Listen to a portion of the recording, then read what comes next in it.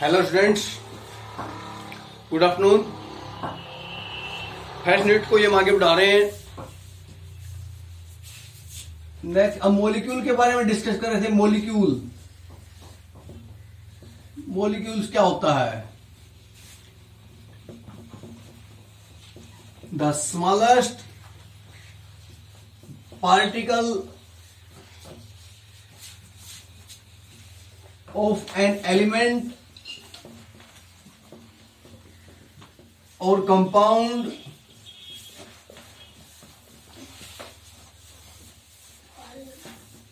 which exist freely.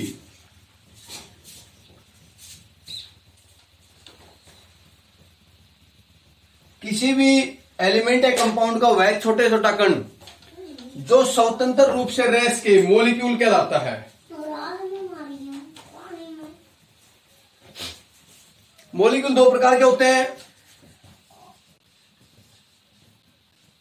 Molecule of element और molecule of a compound.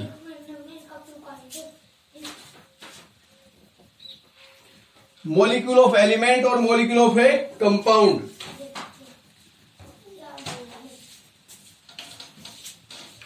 क्या लिखेंगे? They have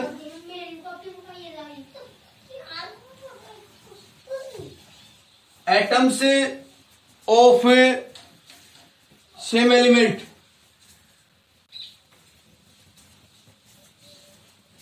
atoms of same element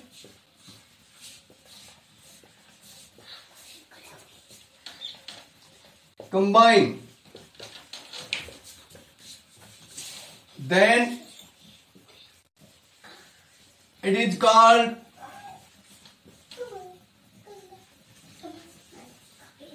molecule of element। जैसे H2, O2, Cl2, P4, S8, O3, ये सभी element के molecule हैं। किसके हैं? एलिमेंट के मॉलिक्यूल हैं ये सभी। अब मॉलिक्यूल ऑफ कंपाउंड देखें।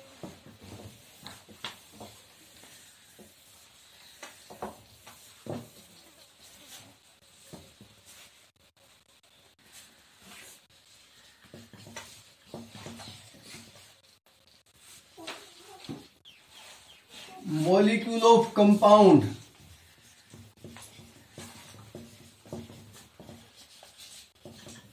when atoms of different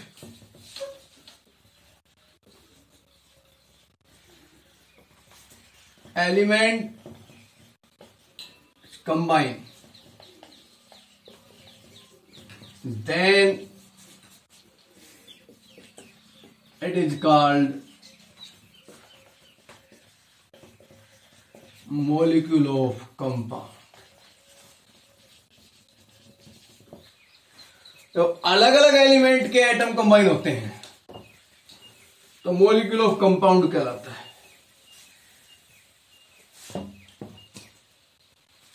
जैसे HCl, H3PO4, C6H12O6, iron chloride का मॉलिक्यूल, फॉस्फोरिक एसिड का मॉलिक्यूल, ग्लूकोज का मॉलिक्यूल। जब सेम एटम हो तो होमो मॉलिक्यूल या होमोन्यूक्लियर कहलाता है। अब जैसे O2, ये डाई एटोमिक, दो एटम है। O3 try atomic. ऐसे ही HCl डाई एटोमिक, दो एटम है। तो इस प्रकार ये मॉलिक्यूल्स होते हैं। Clear?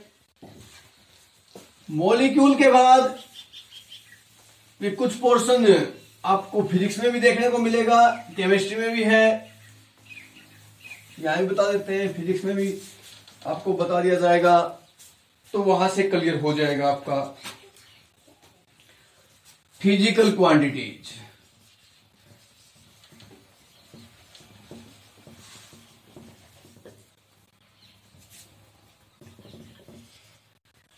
Physical quantities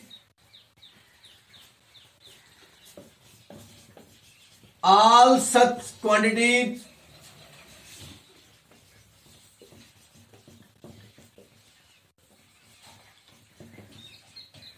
which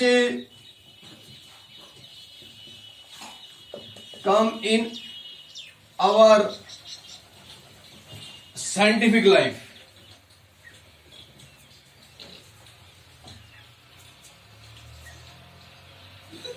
scientific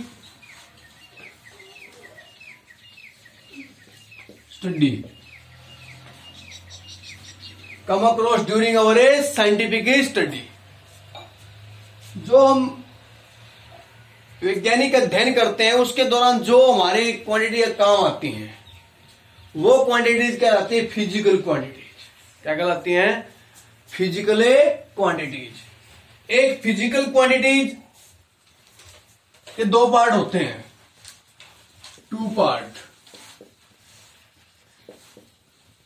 एक तो उसमें नंबर, संख्या होती है कोई, दूसरा उसकी यूनिट। एक नंबर होता है, दूसरा उसकी यूनिट होती है। जैसे हम चीनी लेके आए, शुगर लेके आए, 4-5 kg, 2 मीटर, 5 किलोमीटर, तो ये 4.5 संख्या है, ये केजी इसकी यूनिट है, 2 एक नंबर है और मीटर एक संख्या। एक तो न्यूमेरिकल वैल्यू होती है, एक यूनिट होती है, तो ये यूनिट है, ये भी एक यूनिट है, ये भी एक यूनिट है, केजी। तो फिजिकल क्वांटिटी के दो पार्ट होते हैं, एक यूनिट होती है, एक उसका नंबर होता है। अब यूनिट क्या है, किसको कहेंगे unit?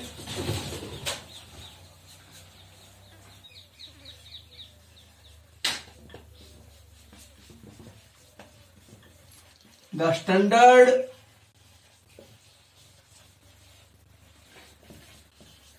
reference chosen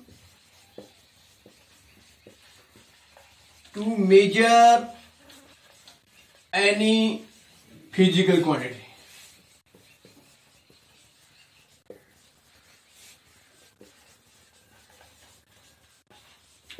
physical quantity यानी भौतिक राशि, किसी भी भौतिक राशि को मापने के लिए अपनाए गए मानक मात्रक को यूनिट कहेंगे।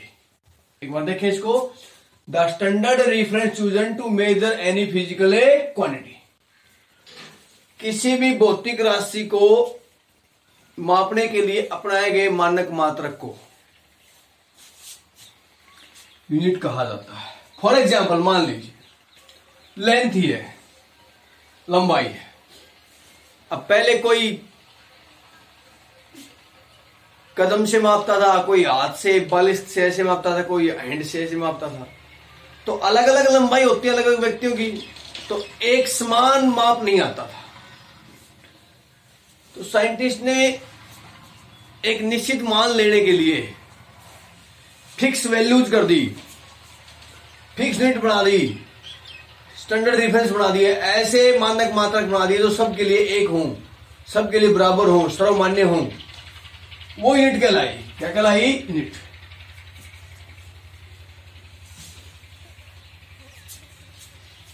अब मेजरमेंट,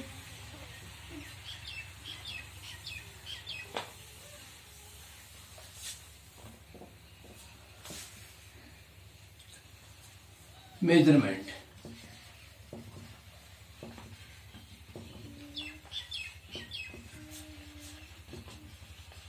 कंपैरिजन ऑफ ए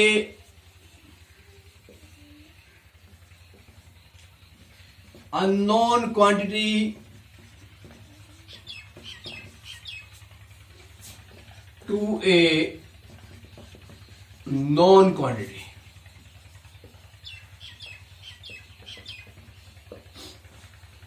किसी भी अज्ञात राशि की किसी ज्ञात राशि से तुलना। जैसे मान लें हमारे पास ये एक लेंथ है यहां तक की, हमें नहीं पता कितनी है, ये लंबाई है लेकिन हमें नहीं पता कितनी है, ये अज्ञात है, अननोन है हमारे लिए। अब हमने स्केल लिया, मीटर स्केल,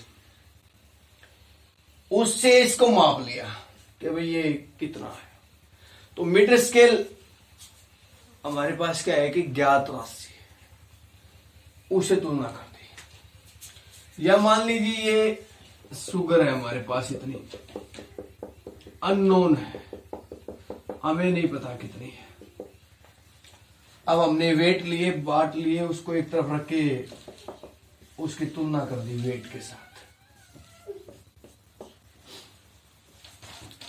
तो ये हमारे पास नॉन क्वांटिटी थी, नॉन थी, और ये अननोन थी। हमने इस अननोन की नॉन से तुलना कर दी कि भाई इसकी तुलना में कितना ज्यादा या कितना कम है। तो ये मेजरमेंट हो गया। मेजरमेंट के अलग अलग सिस्टम थे, CGS system, FPS system, MKS system, फिर एसआई सिस्टम। तो वो आप फिजिक्स में देखेंगे। यहां हम बात करेंगे एसआई सिस्टम की।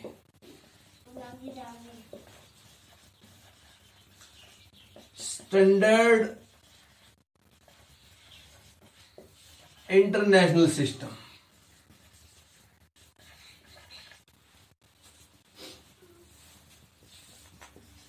आईयूपीएसी ने international union of pure and applied chemistry, ये बनता है यूपीएसी। तो एक सिस्टम आया एसआई सिस्टम। इसके अंदर 7 बेसिक क्वांटिटी रखी, 7 बेसिक क्वांटिटी, 7 आधारभूत राशि रखी गई। वो कौन सी थी 7 बेसिक क्वांटिटी? फिजिकल क्वांटिटी क्या है? और उसकी यूनिट क्या है? सबसे पहली बेसिक क्वांटिटी रखी मास, यूनिट रखी गई किलोग्राम। वैसे तो इसकी जो यूनिट है यहां किलो प्रीफिक्स है। दूसरी रखी गई लेंथ, इसकी यूनिट रखी गई मीटर। तीसरी रखी गई टाइम, यूनिट रखी गई सेकंड।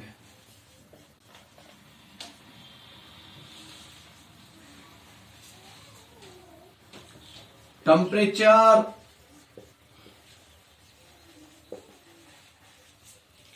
यूनिट रखी गई केल्विन। तो वैसे हमारे इंडिया में डिग्री सेल्सियस चलता है, लेकिन बेसिक यूनिट जो है ना केल्विन है टेम्परेचर की। इलेक्ट्रिक करंट,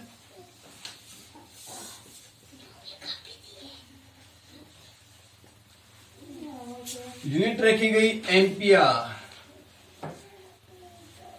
एम्पियर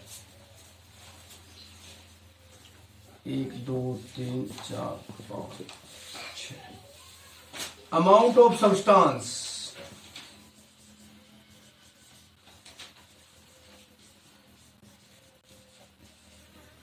यूनिट रखी गई मोल, MOL।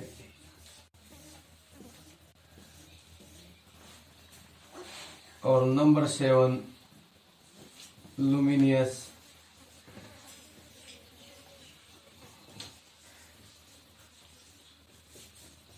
इंटेंसिटी, यूनिट रहेगी कैडला।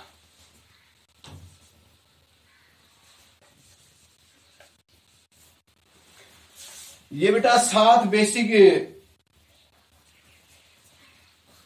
क्वांटिटी रखी गई।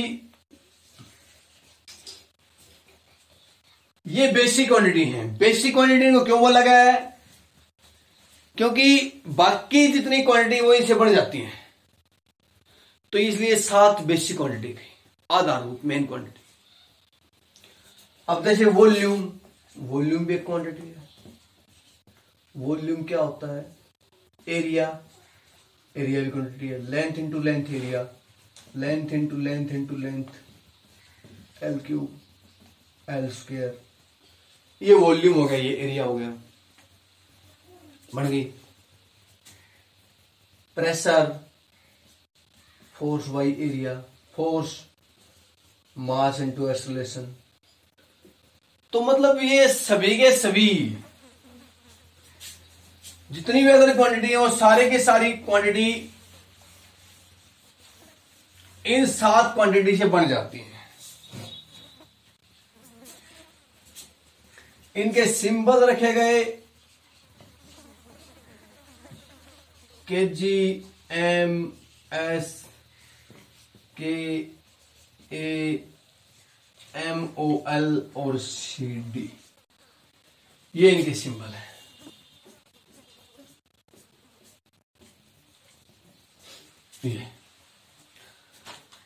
ये 7 बेसिक क्वांटिटी थी और ये इनकी यूनिट है। अच्छी तरह याद कर लेना।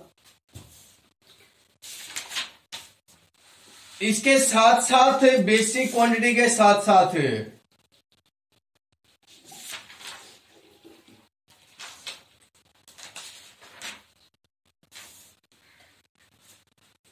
कुछ बातें और हैं, वो बताएंगे आपको।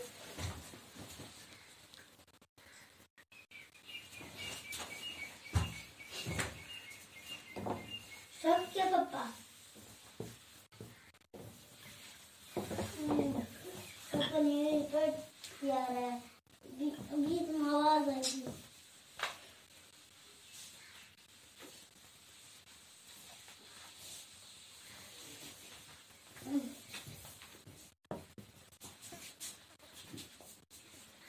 अब जैसे मेजरमेंट ऑफ टेम्परेचर,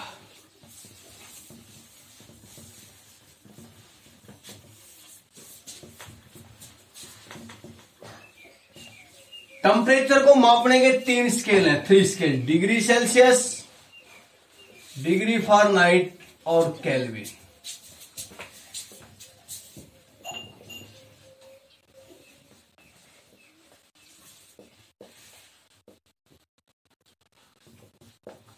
और केल्विन। 3 स्केल के ऊपर टेम्परेचर मेजर किया जाता है। 0 degree Celsius is equal to 273.16 kelvin. 0 degree Celsius इतने केल्विन के बराबर होता है। अब जैसे 25 डिग्री सेल्सियस इसके बराबर होगा, तो इसको 273 plus temperature in degree Celsius, temperature in degree Celsius, तो 25 डिग्री बराबर हो जाएगा 273 प्लस 25, 298 केल्विन की। मतलब डिग्री सेल्सियस को केल्विन में बदलने के लिए उसमें 273 जोड़ दें। जितना डिग्री सेल्सियस में 273 जोड़ दें तो केल्विन हो जाएगा। और केल्विन को डिग्री सेल्सियस में बदलने के लिए कह देगा भाई 525 केल्विन कितने डिग्री सेल्सियस के इक्वल है, तो 525 में से 273 घटा दें, वो डिग्री सेल्सियस हो जाएगा।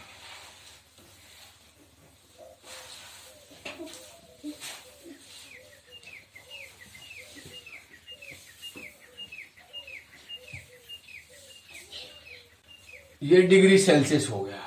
इस प्रकार हम डिग्री सेल्सियस को केल्विन में, केल्विन को डिग्री सेल्सियस में कन्वर्ट कर सकते हैं। ऐसे रिलेशनशिप है फ़ारेनहाइट में और डिग्री सेल्सियस में।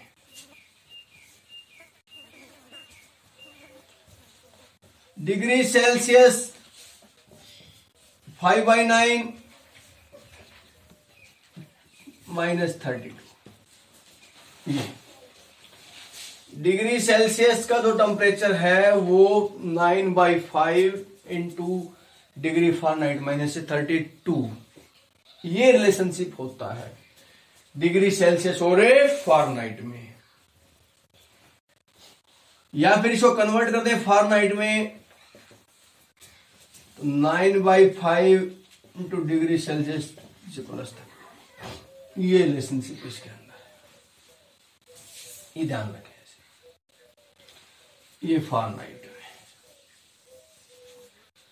इस प्रकार हम कन्वर्ट कर सकते हैं टेम्परेचर को। जैसे कह दे भाई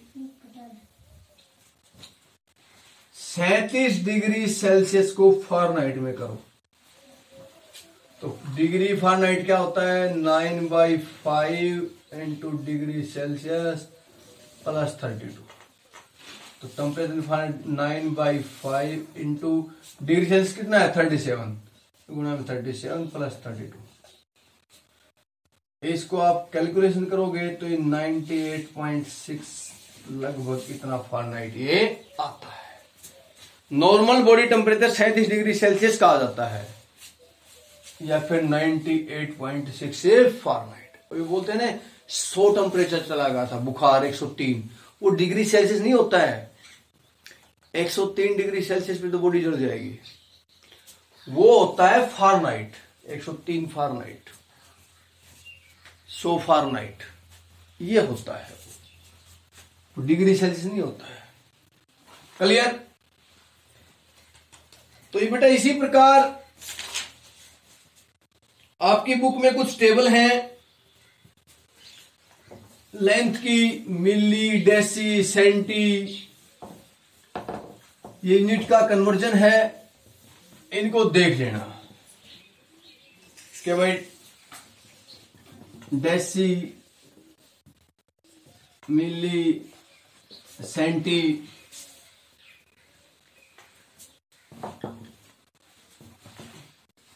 सेंटी, मिली, माइक्रो, पिको, नैनो, ऐसे ये किसके बराबर होता है, इनको देख लेना। एक आपके टेबल है बुक में, मैं फोटो भी सेंड कर दूंगा, तो यहां तक ये पढ़ लेना, याद कर लेना। आज इतना ही करेंगे। धन्यवाद।